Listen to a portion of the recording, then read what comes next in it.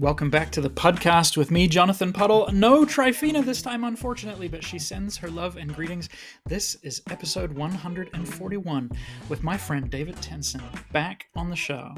I'm not going to engage in a temporal exercise of when you were last here, but it is really nice to see your face, and I'm looking forward to sharing some time together here. Welcome back. Thanks, Jonathan. Yeah, I was thinking when I was looking, 141, how many episodes ago? I can't remember, but it is good to be with you again. And tech has slightly upgraded since, so.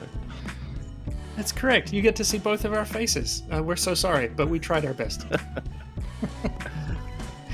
We both grew up in sun-loving countries in the South, and our skin has, and our beards. We have a similar amount of Yeah, you've got the. You remember Third Day, that band? Yeah, you've got the lead singer's sort of original beard-looking thing.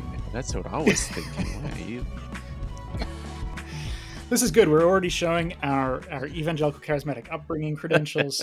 What other bands do we start mentioning? So last time you were on the show, we were reflecting on a number of things, as ever we do on the podcast. But we were working through your poetry, which was in some ways how I'd connected with you. It was, but then we discovered all these touch points in our earlier ministry lives that we'd come through very similar charismatic healing communities. Actually, Lawrence Prasad, who was the gentleman who dropped your name to me, we caught up in Melbourne just over a year ago. Yeah, what a gem of a human being. And so watching your journey again the last few years, I've seen you release more poetry. I've seen you, I think, finish some further education and be involved in ongoing business and mentorship kind of work. I know you're also involved in aged care. And your most recent book, Decenter Everything, really ministered to me this last few months when I was reading through it.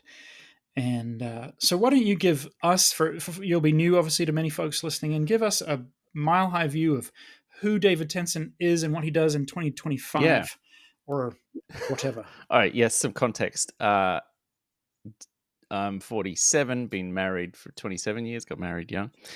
Have 3 children, 21, 17, and 15 this year. Live in Queensland, Australia, on the Sunshine Coast, lovely area of the planet, near Australia Zoo, which is sort of crocodile hunter, Steve Irwin kind of country. So, yes. So at the moment, my week, or the last couple of years, my week looks like working in aged care as a chaplain a couple days a week, giving spiritual and pastoral care to the aged and dying. And then I also, as you said, I took on some further study. I did an honours degree a few years ago, and then got a scholarship for a PhD, invited onto a PhD program.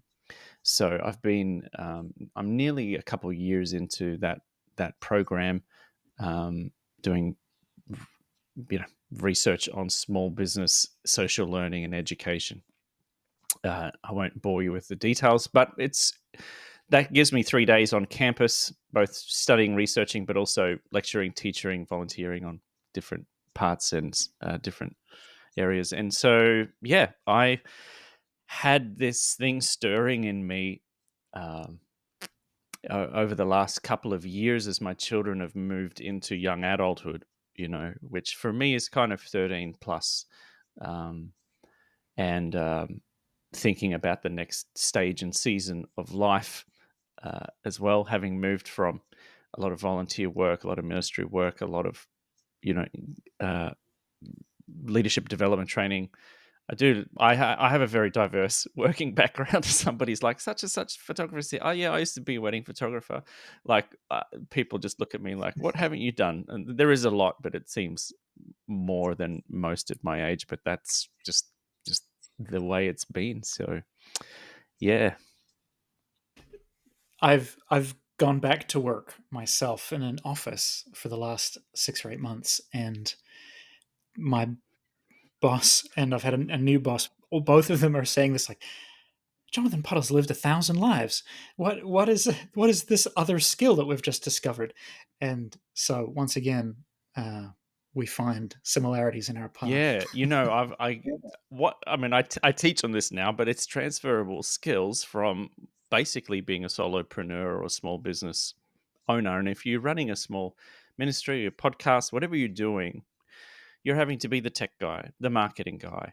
You're having to look after the finance. You're having to solve problems. You don't have the money or time, particularly the money, to be handing all those problems out to others. So you end up building this huge bank of skills that when you come into a workplace, particularly after a few decades of doing it, people are like, what can't or don't you do? And the reality is I've had to do everything. So yeah, I can fix your phone, I can preach the message, I can fix the PowerPoint, I can sit by someone who's dying.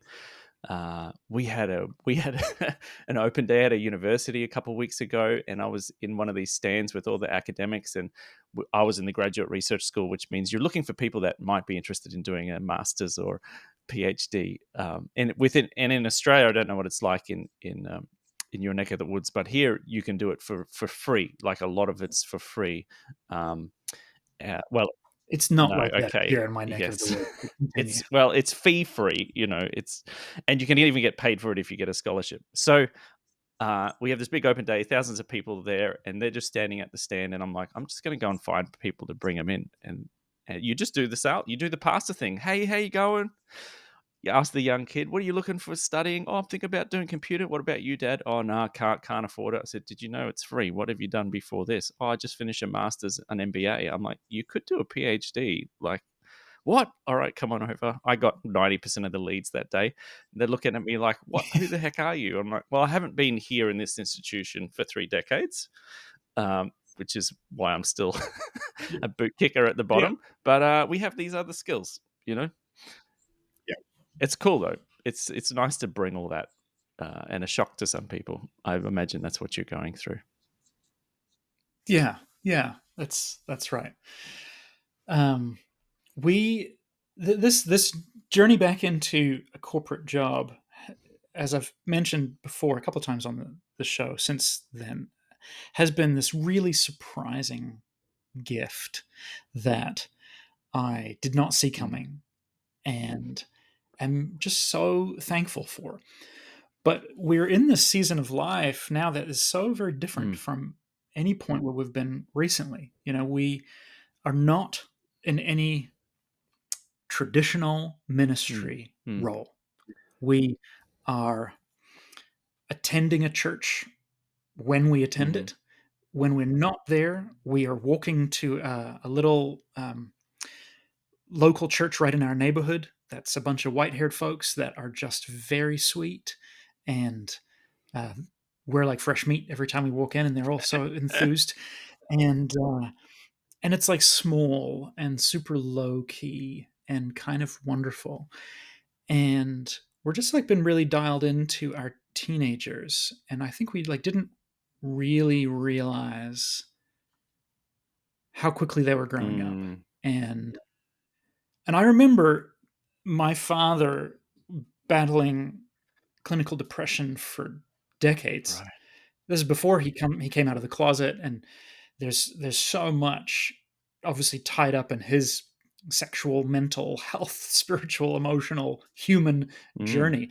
But I remember being a teenager and feeling like I need more from my parents.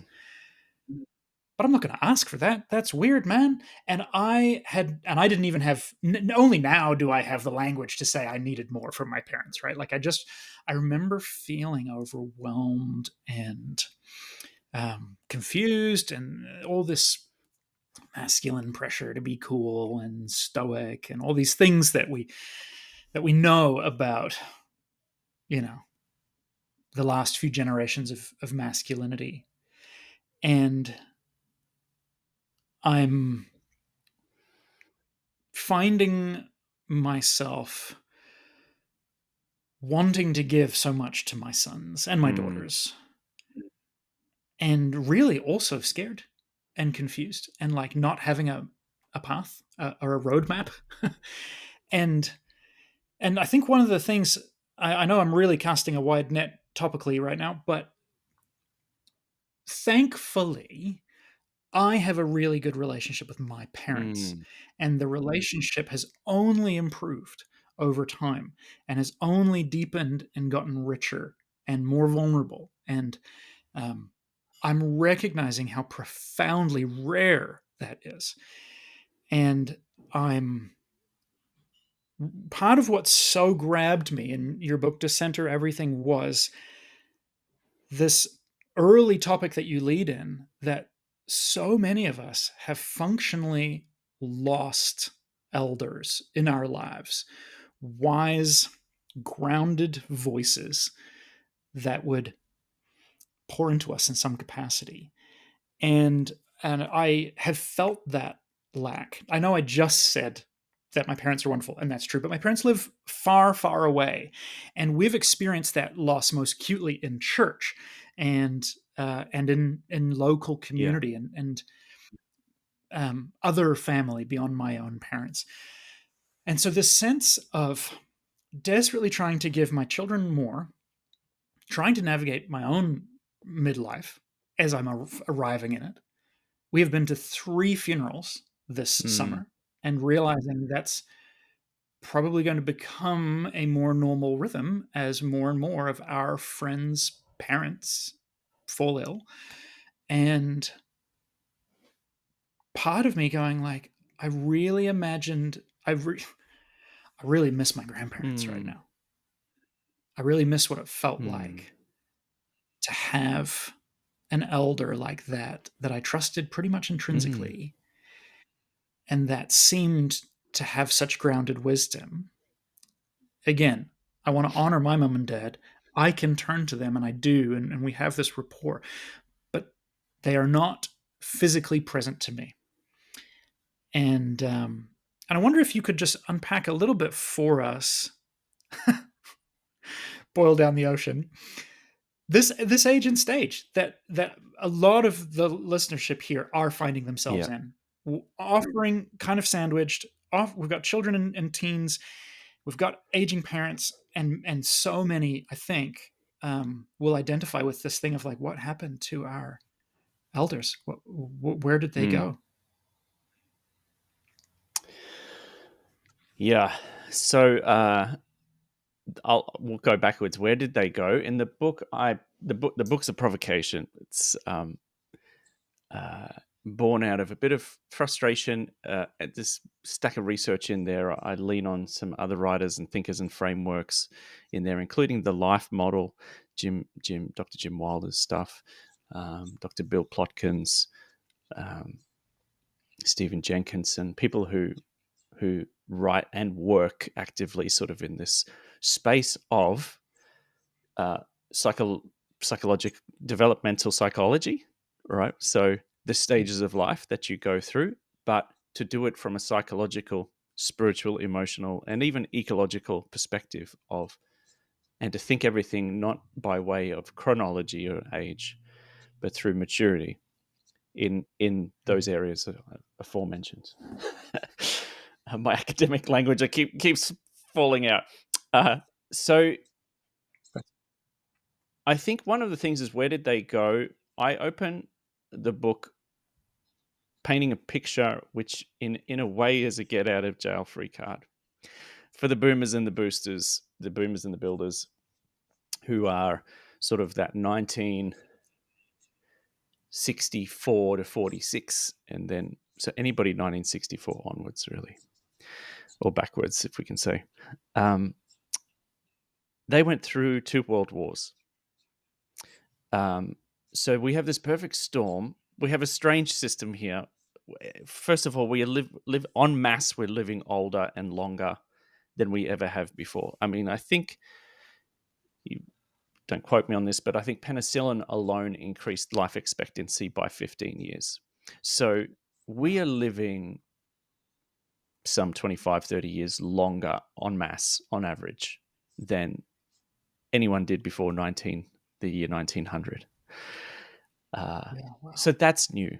What's new is an a majority of people living well into, I mean, you mentioned somebody was 104, but living in average till 80, the early 80s.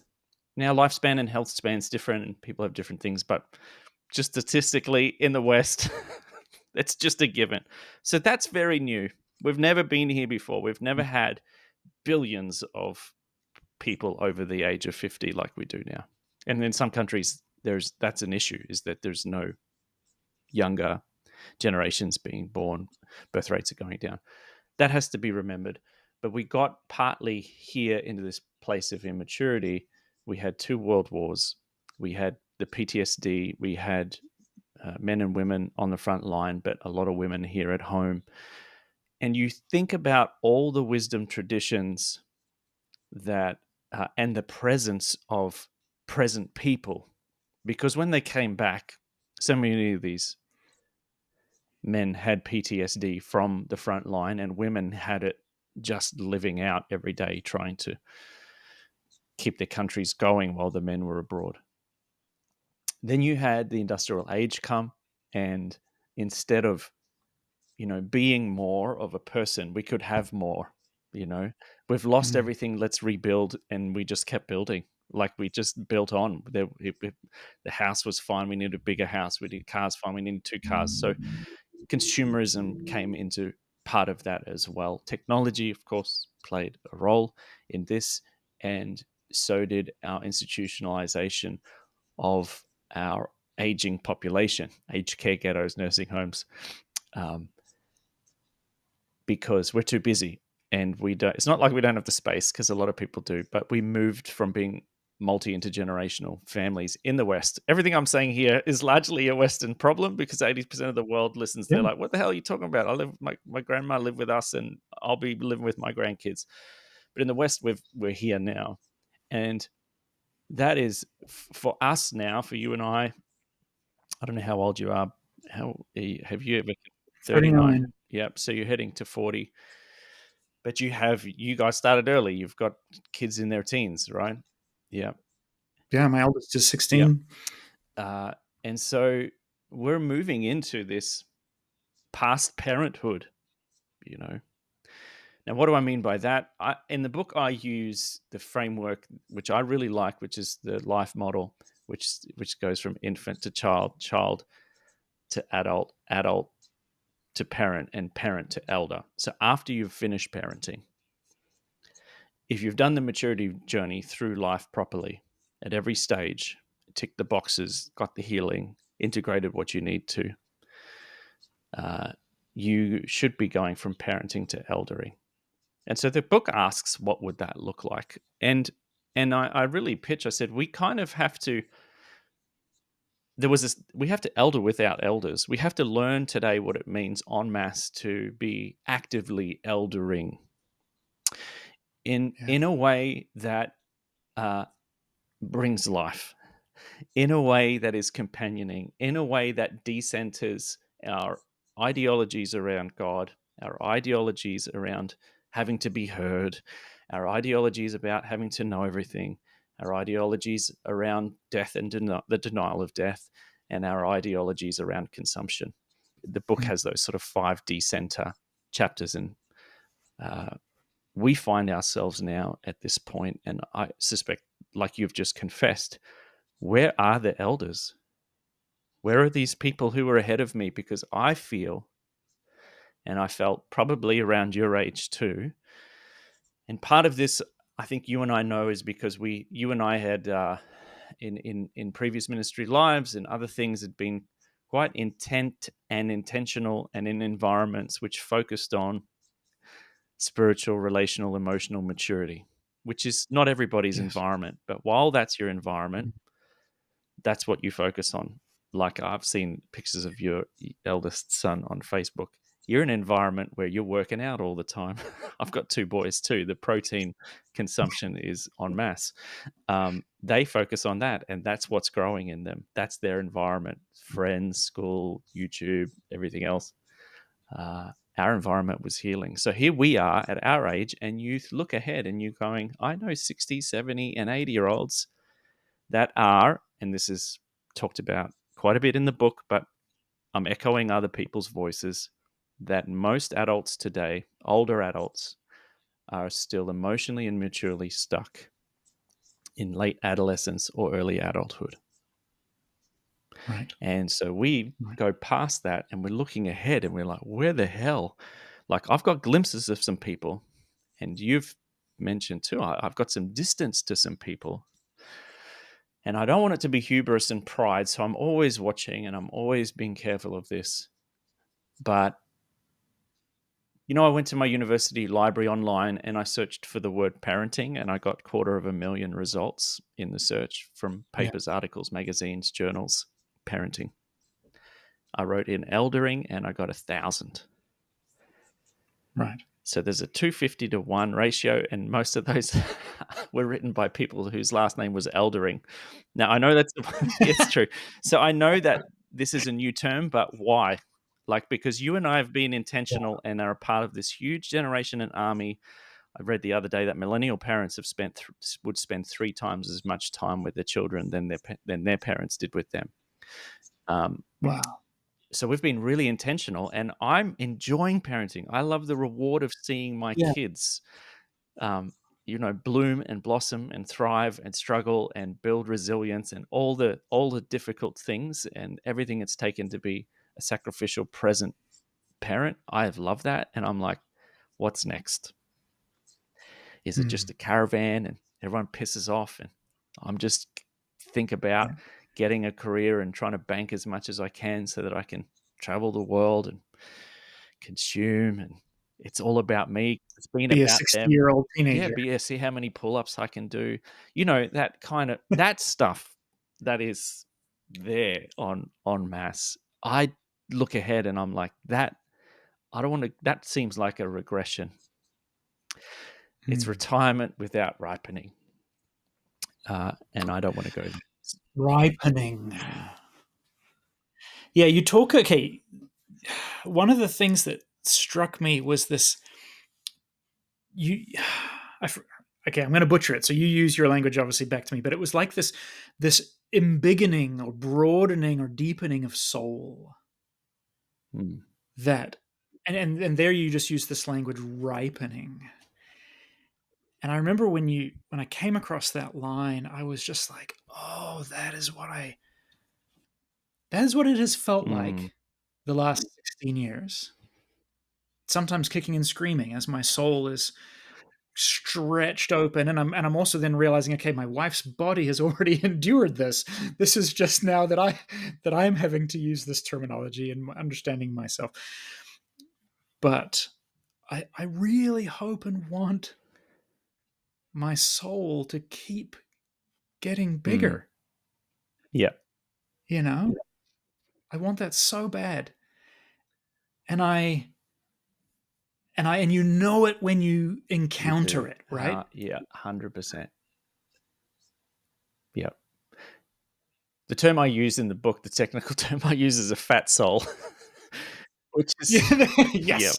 which is borrowed from Patricia Farmer. But I talk about Bernard Loomer. Dr. Bernard Loomer was a process and relational theologian and wrote this article on having a fat soul, and talked about the capacity someone had. And that's actually quite a standout. A lot of people underline that and are like, that's it. I can read a bit from you if you like. Yeah. Please.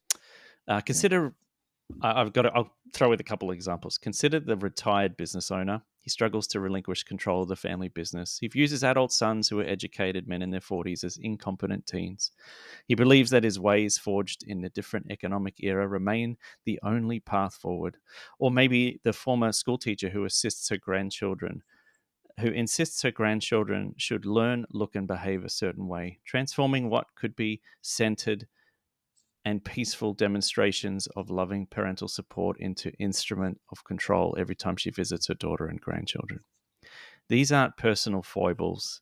They represent a profound constriction of what Dr. Bernard Loomer calls soul size, the capacity to hold complexity and difference without feeling threatened. I'll read that again. The capacity to hold complexity and difference without feeling threatened. He defines soul size as the volume of life you can take into your being and still maintain your integrity and individuality, the intensity and variety of outlook you can entertain in the unity of your being without feeling defensive or insecure. Ugh. Yeah. By this measure, many of our substitutes for authentic elderhood actually represent a shrinking rather than an expansion of the soul. They maintain rigid boundaries, fixed viewpoints, rather than developing what Luma calls the strength of your spirit to encourage others to become freer in the development of their diversity and uniqueness. Yes. That's it. That would have been a moment that I put your book down and had a little cry. There is a grief, right? I think that's a great point. There's a grief. That part writing it in part was a grief, and working with people in the last season and days and weeks of their life. In my job, it's now late August 25. I think we've had 33 deaths at work. Now that's the business we're in, but that's a quarter of the population in the aged care village, in the aged care center, gone and replaced. And I spent time with those people, and you love on those people, and they're all in different ages and stages of cognition and everything else. But you would hear these stories, and the lament, Jonathan, was, I'm hearing the same rhetoric out of your mouth I hear from the 18 and 19-year-old undergrads that I taught yesterday. You're talking about the same accolades. You're still the hero of the story. And that is profoundly sad. Like, when did you stop growing? When did you regress? Why did you not expand?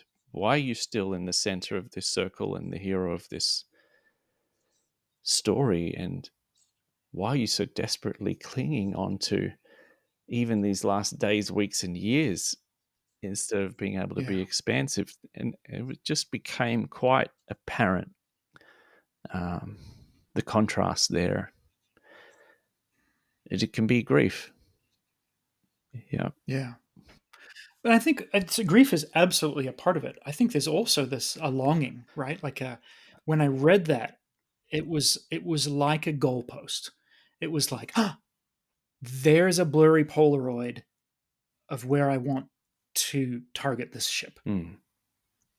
I want, what we're asking now is, okay, what do we need to invest now with our children to get ahead of the likely situation that our children or grandchildren will be living with us, if not permanently, probably again later. Certainly, simply even just based on the housing 100%. cost of housing crisis that Ontario and Canada and much of the West are. We are with you almost, curve for curve on the chart in Australia. Yeah, it's completely untenable. So we're saying, okay, what does it look like to become those kinds of people, and what investments need to be made relationally? Yeah. And I guess what we keep bumping into is, what are we going to have to lay down? What do we have to just keep sacrificing? Yep.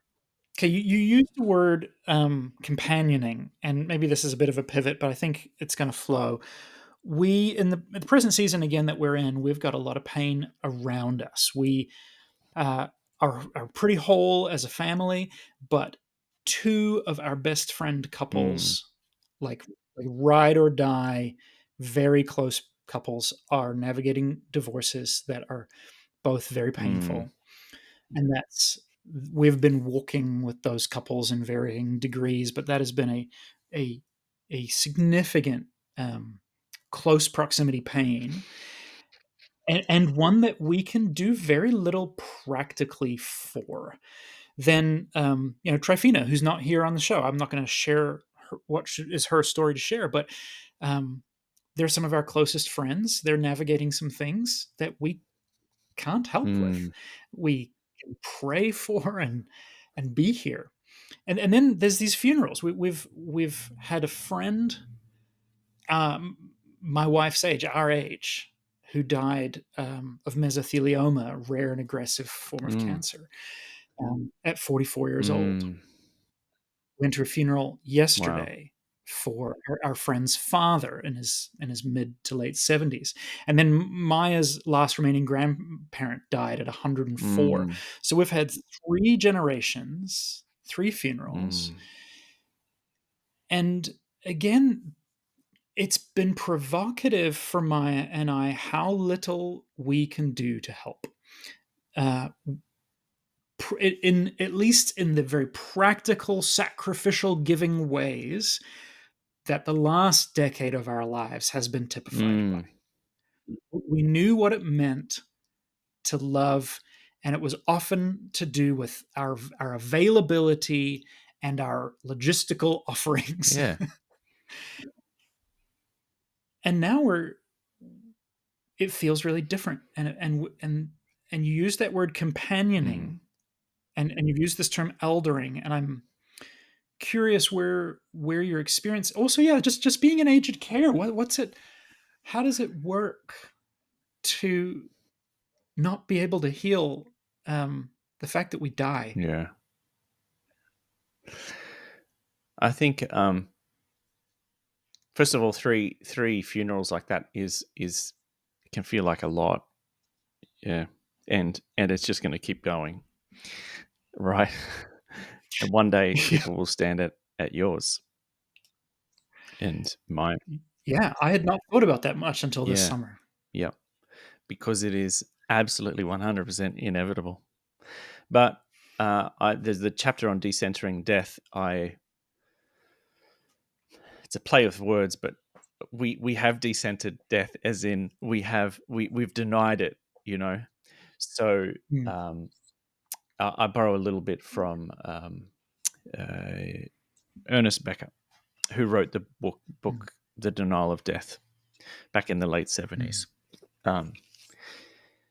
And he points out, yes, in the West, we've removed any sort of form of death or dead bodies or, the animals you eat. I don't want to see any of it. Just have it nicely packaged, blood-free in my supermarket shelf. I don't want to be around dead body. We just, for some reason, we're obsessed with it on TV and in media and in gaming. But in real life, it is confronting. Now, again, strange in the West, and it's just only a phenomena in the last few decades, is that we've been this removed. So people don't have to think about it, because unless you're being invited to a funeral, why would you? Why would you? Yeah. So I think what has happened is we have pathologized grieving. We have lived with a huge denial of death, but it is the most natural thing in life itself. Life, death, and resurrection is it is a core component of life, is death. Yeah, wow. Yeah, even mentioned this small line in the book comes to mind. You just put so much in there, and you know what it's like. It's months ago when you wrote this, but I talk about Jesus going to Golgotha, which is the skull, and this whole idea of he's like, I'm the skull. So you have to think about death. Death is something we must, I think, at least consider.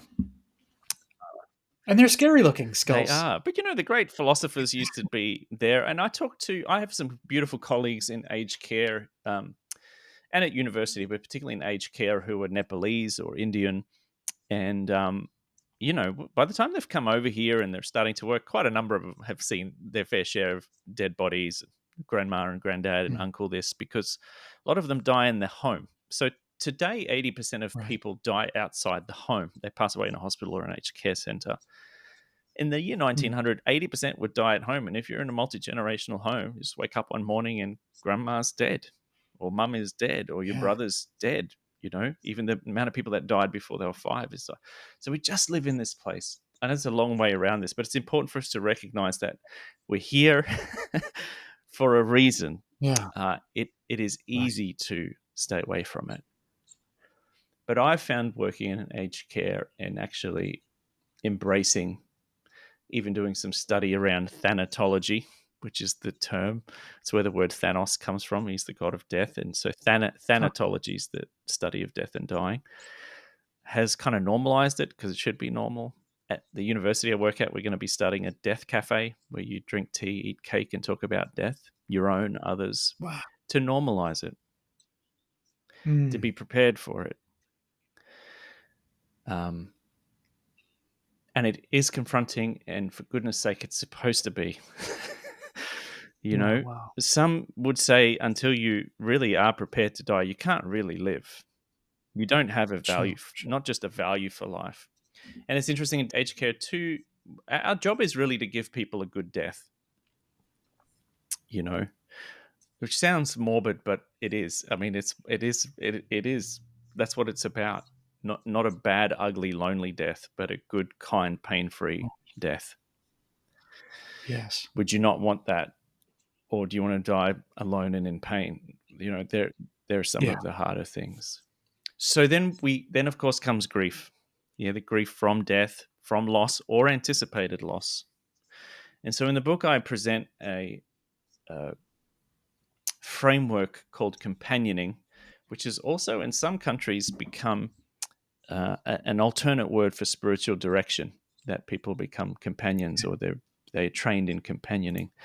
And the book, the framework of companioning was created by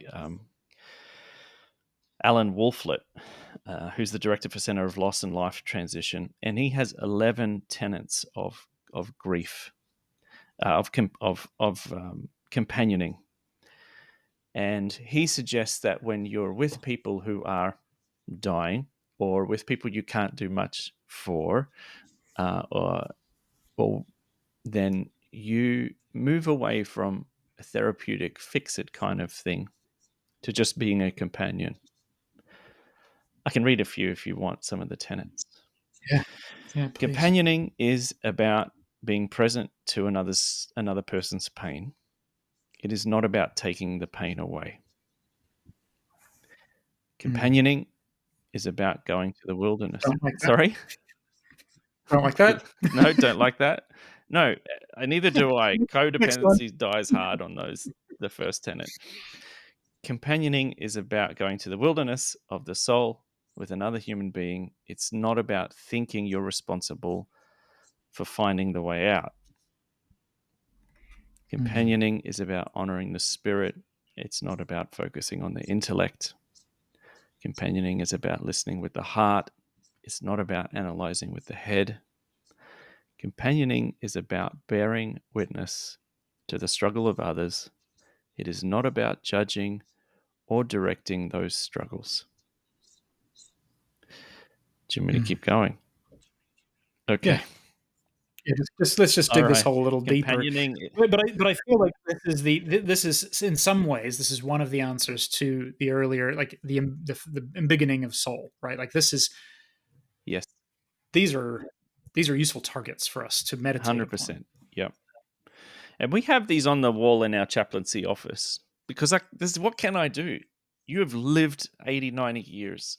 You have a terminal illness. Your body is decaying and breaking down. You don't even remember your name, those living with cognitive decline and the 150 types of dementia. You don't. There's nothing I can do. And I would be a fool and a short-lived in my vocation, in my place as a chaplain, if I think there's anything I can do except walking alongside you, not about leading you.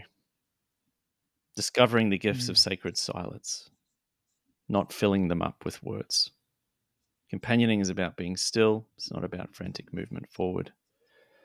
It's about respecting disorder and confusion. It's not about imposing order and logic. Last two. Companioning is about learning from others. It's not about teaching them. Companioning is about compassionate curiosity, and it's not about expertise. So I say that this model offers an insight of how elders could reimagine their role. Rather than seeing themselves as center stage knowledge dispensers, we become wisdom holders who create space for others and their understanding to emerge. And Cole Perry, who's a thanatologist, talks about treating everybody, actually approaching everybody relationally, as if they're grieving and loss, maybe with these tenants or other things, because in some way everybody is. There it is, right? Yeah. Wow. And I think we could probably convert those to ways of guiding teens into this next life. Like, I can't be rescuing my sons and daughters from all that, but I can be a companion for you in these times and listen and bear witness and hold space and allow you to realize that you'll need help and then ask. All these things. Everybody's encountering some kind of loss, real loss, shadow loss, ambiguous loss, anticipatory loss. Yeah, again, something to consider in eldering. Yeah, that's rich. That implication too, like if like actually we should be treating everybody this way, is profound. I mean, obviously there's this simple element of, if you knew what someone was carrying, you treat them differently. But I'm thinking, I have a friend. She's a gifted theologian. You'll need to keep an eye on her work. Heather Morgan. Okay. She is doing her PhD right now. She is a queer disabled woman, and her. I hope I'm not giving anything away, but essentially, she is looking at our very fundamental ideas of sanctification through a similar lens and saying a lot of the heart of Christian theology is cure, not care.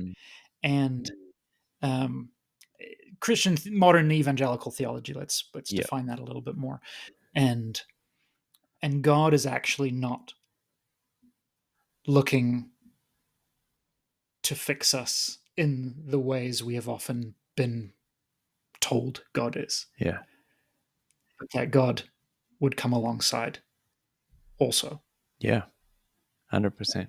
I think we could go through the 11 tenets and look at role of Holy Spirit and see her role as a companion in our life. For Jesus to say, "I'll never leave you or forsake you," is not a threat. It's a wonderful promise of presence in these. And you and I know you've done plenty of work around trauma, that it's not actually necessarily what happens that determines whether something becomes a traumatic event and sticks with you. It's who is with you before, during, and after the event.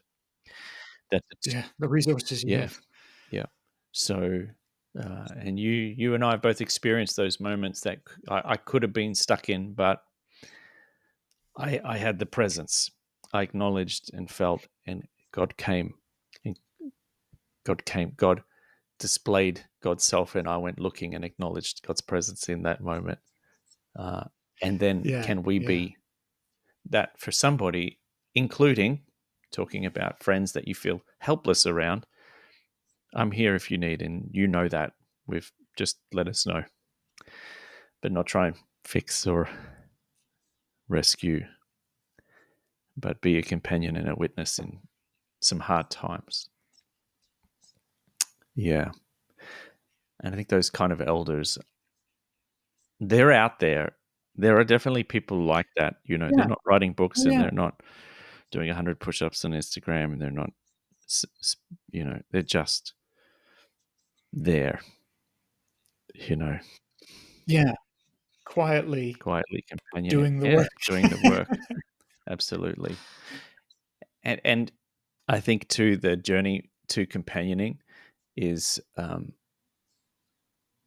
more common for women that could journey towards eldering in this decentric way that I speak of in the book, for a myriad of reasons, moving into the next stage of life, including menopause, perimenopause.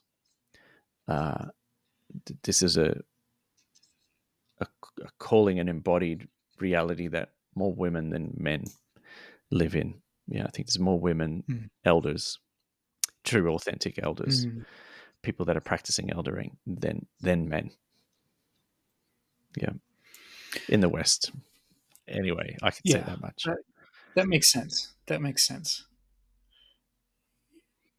I don't even know how I got into this conversation, but I was talking with my son, one of my sons, and we were reminiscing on my grandparents. I think because we were reflecting on his great grandmother passing, and my two most impactful memories of my mum's parents are them holding me in times of loss and Really? despair. You know, my when we were 13, family moved to Toronto from New Zealand, and we had this farewell party, and I remember standing there with in line with my parents and my siblings facing the crowd, and my dad's kind of giving this speech about why we're moving and our values and blah blah blah, and I'm looking across the room at all my dearest friends and my first serious crush and all these and all my family and cousins, and I break down and start crying, and I am so ashamed. And I'm looking at a couple of my buddies, my friends, my mates, and the look on their face is confirming that shame is the right thing to feel. Like, you are doing the thing publicly that we don't do as young stoic boys in New Zealand in the 90s. Which of course only reinforces the shame further. I'm like looking to them for some kind of solidarity, and they're like, and I'm like waiting for lightning to take me out to solve this moment, and instead my grandfather comes up and just wraps his arms around me. He's got his back to the room, and he just holds me for I don't even know how long, like minutes, and I just sob, and he covers my shame and provides resources. You know, like it's all part of it. And then my grandmother is so similar. We would move to Canada. It's a few years later, and I'm back in New Zealand for a visit, and they're selling the family beach house, and it's, to my knowledge, it's going to be my last time seeing it, and I'm really churned up, and I haven't really grown much further in my acceptance of my emotions. And again, I've got two good friends now from Canada who've come back on this New Zealand odyssey with me, and they're in the room too. And I'm kind of standing there in the kitchen, sort of, we're literally about to leave, and I'm having this moment, and I've not said anything to anybody, and my nana sees it and just comes over and wraps her arms around me, and the floodgates open. And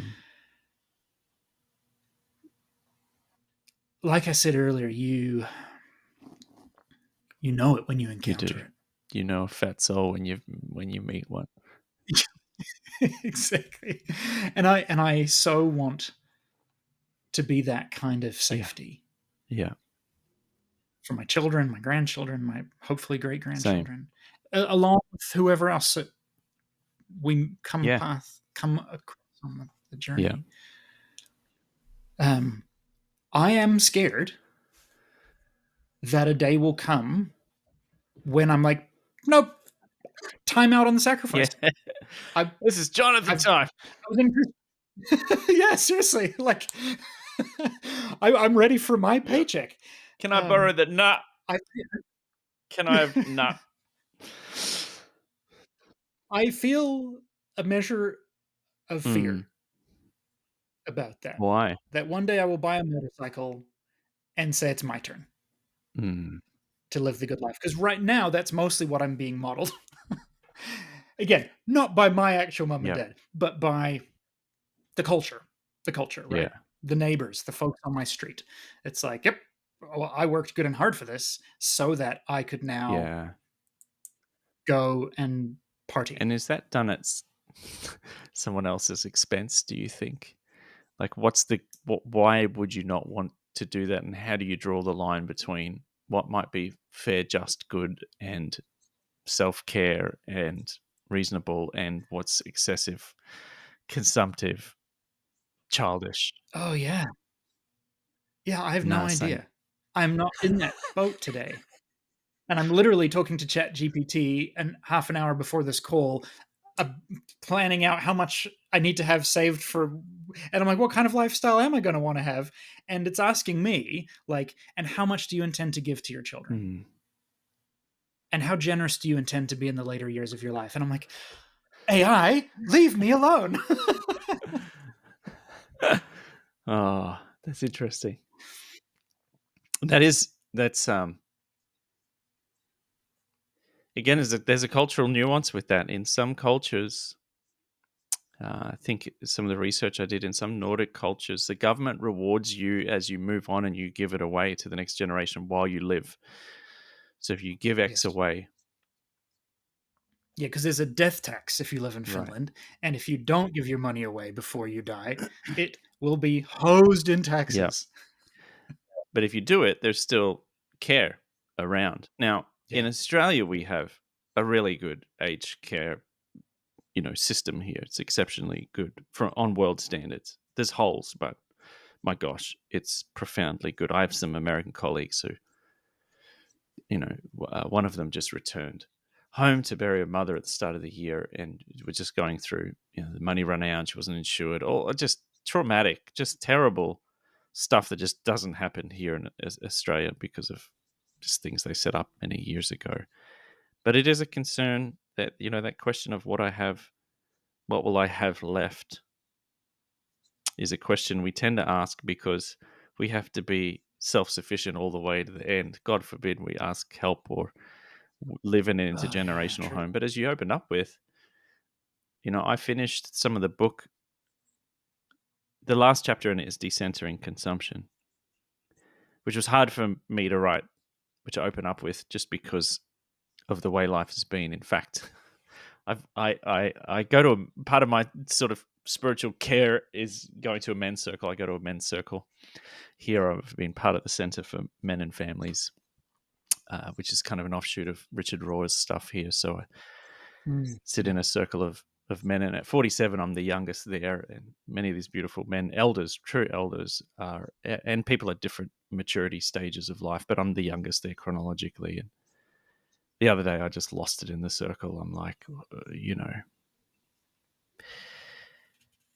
I get angry. I get angry at the fact that I'm this age, and then it's all about me. It's all self-centered and bitterness, but I own it in the circle, that here I am at a place where I don't think I'm going to get into the housing market because I only have on the books, 20 years of work at the most left, unless parents leave something to us, if it hasn't been gobbled up in aged care and other fees and taxes.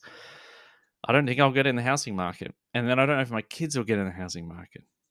And I know I'm not yeah, alone because a house here has doubled in price. A house that should be 500,000 is like 950 now, and it's older and shitter than it was 5 years ago when it was half the mm, price. So, it's same as you yeah, guys. It's like, what the heck? And can my kids afford to move out? I don't know if they can. I just don't know how we're going to do it. To be honest, this is just pure. I mean, I'm doing a business degree. I know where the numbers go. Just economically, this is the yeah. lament of a lot of people. The old, yeah. So I'm gonna have to live with, we're gonna have to live together, and I'm asking myself, am I the kind of person that my kids could live with? Am I Mm, willing to give up having to be a successful provider? And I know I will be surrounded by family and friends who are not in my boat and manage to get into the housing market, managed to put things away. Maybe they didn't go into ministry. uh, and but I there's a think that lament there. There's a lament and an anger that, wow, you live for others, you give yourself to others, you you help others out. So then, where do I find my reward? well, and I think David, like, we were promised a certain bill of goods, and we were raised in a theology that we might now call faulty, Absolutely. but we went into it with a certain carrot before Yep. us, and it was a mixture of uh, treasures in Treasures in heaven, heaven. Yep. but also Yeah. Many treasures here. Let's houses. be Many honest. houses. Yep. Yeah, yeah, yeah. But also MacBook Pros and Teslas and nice things here too. And that's not God's economy. God's economy is, isn't it ironic that that same uh, theology or eschatology is built around, we got to have these big, beautiful buildings and all this wealth to win souls, and then people live with this poverty of soul growth, just Yes. poverty, and they're playing catch up, like when they've got only a few years to live. That's the part that made me upset in this group of men. And they held space and they were like, yep, I hear you, but a lot of them are retired. Watched a video of a guy starting to write poetry at 75. I'm like, that's freaking late, dude. Like, you could have been doing this, you could have been writing all this stuff years ago, and he admitted, I was stuck in myself. Just a product of the thing I opened up with. Just so I don't look at boomers and blame them. There's just a sense of a grief. No, and also, like, there's this like, we've been trading our body's labor for our food, um, Yeah. economically, Yeah. capitalistically. The objectification of men is very, very different than the objectification of women, but there's objectification Yeah. nonetheless. Tell me about that. Well, I'm feeling like this may be part of what I see in my neighbors and in other folks, and where it's sort of like I, you know, I put my body as a cog in the machine, literally in a factory, perhaps for 40 Yeah. years, and so now it's my turn to drive the Corvette, to pay for the cosmetic surgery for my new young wife, to essentially have all the fun that I haven't been having all this time.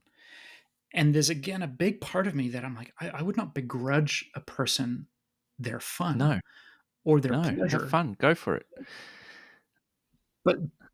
But what seems what often, not always, but what often accompanies that is a pulling back from the pain of others around them, and a reducing availability to, say, their children or their grandchildren in presence and in an ability to help out. Like, I couldn't tell you the number of our friends who cannot count on their parents to look after their children Because their parents are working, or because their parents are useless at looking after children, or their parents would feel a bit anxious, and happy hour is coming, yeah, right.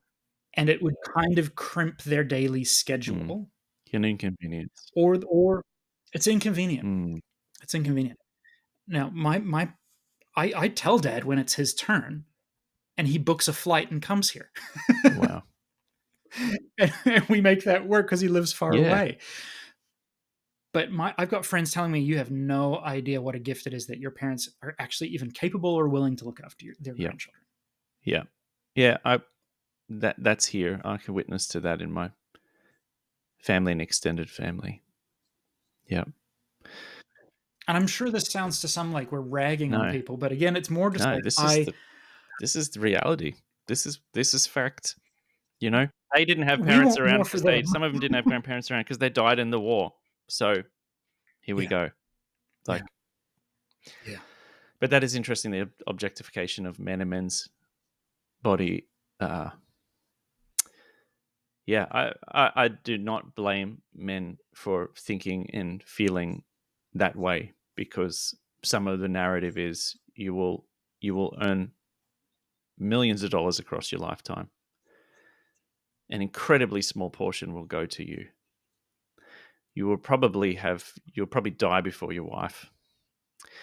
If your wife dies before you, a stat I heard the other day was that, and I see this in aged care, if the man dies, if they're a couple, she can live for a while without him. Yeah. Widows Yeah. are live for longer and are usually happy because they've actually got a relational network they've built outside the husband as their quote unquote best friend. But most men, their wife is their Right. best friend, and all the eggs are in that Right. basket, and they will die. And it's so sad, Jonathan. They'll die of a broken heart just a couple months later. Yeah. Sure. Yeah. Yeah, Sure. Yeah, that makes because sense. what else have they done? Because Maya's grandmother who just died. their friends Yeah. were at work.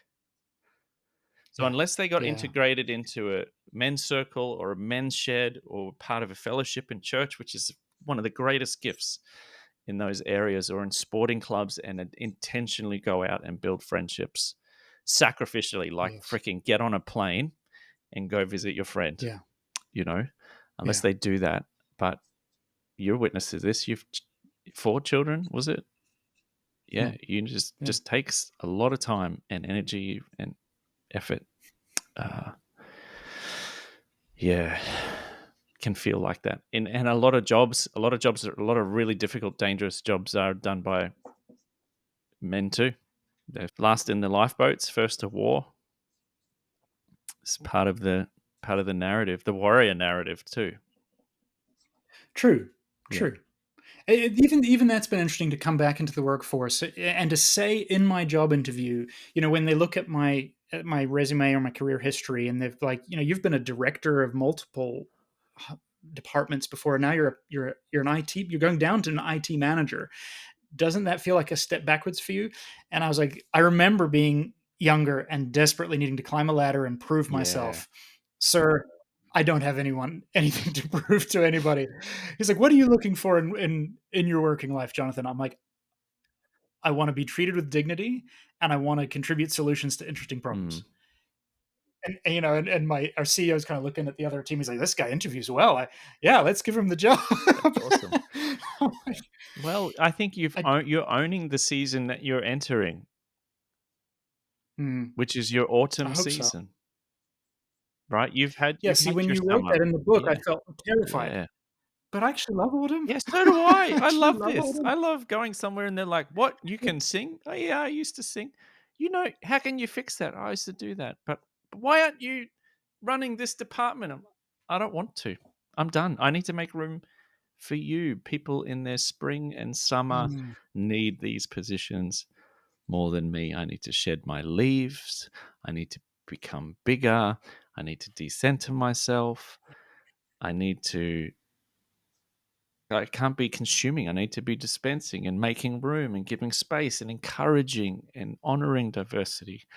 People ask me, when you finish your PhD, will you get a job at the uni? I'm like, well, I kind of, in my bank account says I hope I do. But gee, there are some like really amazing young men and women in their early to mid 30s who like could do these jobs amazingly well with more vigor and strength and passion than I actually have right now. I have wisdom to offer. So if you want me to stand in front of a group of kids and tell them that workplace and tell them about these things, then yeah. But I say to my kids too, and I encourage you listeners, you have teen kids, to have that discussion. My son will ask something, and I'll say, "Well, dude, this isn't about me now. Life's been about me in my summer season and making and reproducing and sowing and reaping. Um, I'm here to divest. I'm here to invest in you. I'm here to make space. I'm not the center of the circle. I'm no longer the hero of this journey. I'm Gandalf. I'm Galadriel. I'm your wingman. That's me yeah. right now. That's what I want to inhabit, and that's how I want to be remembered. Not Mm, not in somebody who desperately tried to hang on to their summer years. And any spiritual uh, framework you see put together, most of them, I should say, this is supposed to look like. This is the divestment. It's mm, a decline and a descent into this next season and stage of life, and inhabit Inhabit the age that you are and inhabit the season and stage that you're in. And don't wish for or go back to anything else. I think we need to, my hope and longing is to move into the next few decades inhabiting that age and stage of life that I'm at, and not lamenting and not hoping different and not competing with anybody younger than me, but making space and room and supporting them through their summer seasons, through their spring seasons. Beautiful. David, where can people find your work, grab your book? They can get this book, Decenter Everything, on Amazon. If they're in Australia, they can go to my website. They can also get it at Barnes & Nobles, all the bookshops, probably like yours, all the bookshops. And my other poetry work too, all the same places. I'm on all the socials, but davidtensen.com is probably where you can find my work, including some of my on-the-side research work as well. Yeah. It's good work. I recommend it, if that wasn't obvious. Thanks so much. David, would you pray for us? Yeah. Lord, for those listening who are in our stage, in this autumn stage, and are struggling, are grieving the loss of their summer, we ask that you would be a very true and present companion to them. Would you help us decenter ourselves to know that we are part of the Trinity and not the middle of it, to know that you've called us to be self-emptying, self-forgetting people who know the source of our supply, who make our needs known, but don't make them demands. Would you bless every family, every heart, every home listening to this podcast, and their neighbors. In your name, amen.